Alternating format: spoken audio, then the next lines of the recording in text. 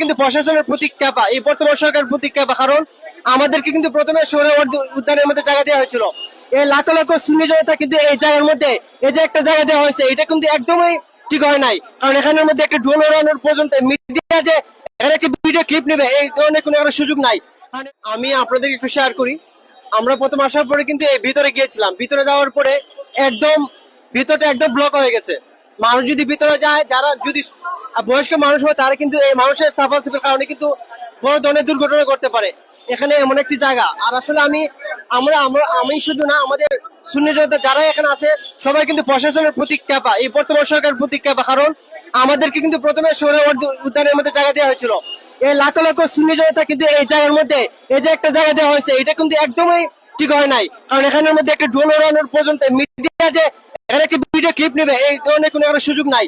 মানে আমরা দেখতে পাচ্ছি ভারত থেকে যখন সোহরাওয়ার্দী উদ্যানে অনুষ্ঠান হয়েছিল, তখন কিন্তু ড্রোন ওড়ানো হয়েছিল, মিডিয়া কভার করছে। কিন্তু এখন বর্তমানে এখানে একটা ড্রোন তো উঠবে, মিডিয়ার লোক দেখে একটি ভিডিও করবে, সেই জায়গা, সেই ভিতর জায়গা পর্যন্ত এখানে নেই।